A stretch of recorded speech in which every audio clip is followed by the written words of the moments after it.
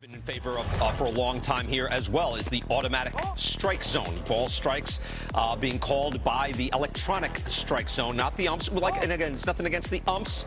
It's a difficult job. No human is going to be perfect, but if we can get close to perfect with the automatic strike zone, perhaps we should do it. First of all, Joel Sherman, Jason Stark, I'm fine that they're not doing it next year. We got enough going on, and it can happen over the next few years, or if it never happens, we'll live. But I do like the idea. How far away do you think we are? I think, here's my prediction. We'll be sitting here, the three of us, a year from now, this week, talking about this rule change being implemented. Next year? I think we're a year away. Wow. I think 2024 if all goes well. But right now, it's not all there.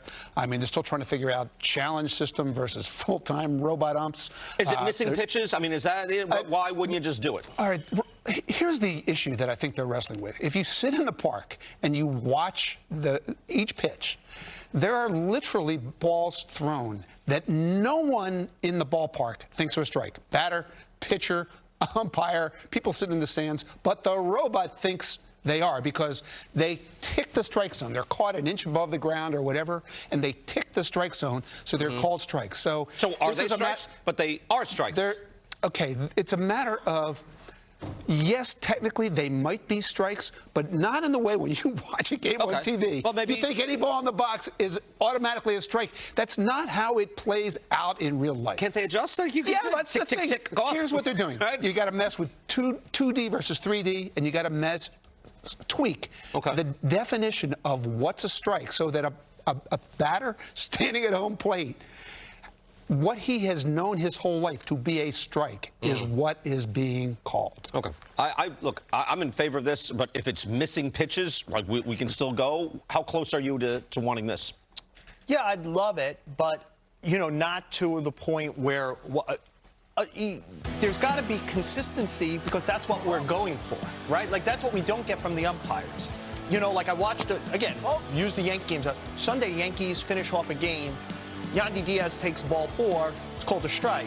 Yesterday, the Yankees, yesterday the Yankees might have won a game if the strike zone was called right against, so they lost 1-1, that kind of thing. So what we're always just hoping for is consistency. If that's what we get from machines, I'm for it. But until that is pretty much bulletproof, I would still go with the human being. For people who say, like, I want to see that, I'm fine with human beings judging it, I think we'll look at it the way we look at the replay system now with bang-bang plays at first base. And like, oh, they got it wrong. They reviewed it. They overturned it. We're fine. And you move on.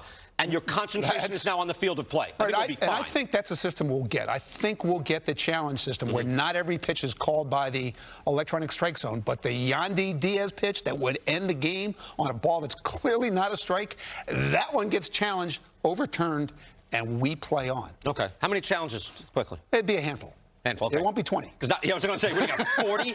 Every batter is like, go to the head. It'll be like tennis. It'll be like tennis. Pitcher or hitter goes. All right. Okay. Check.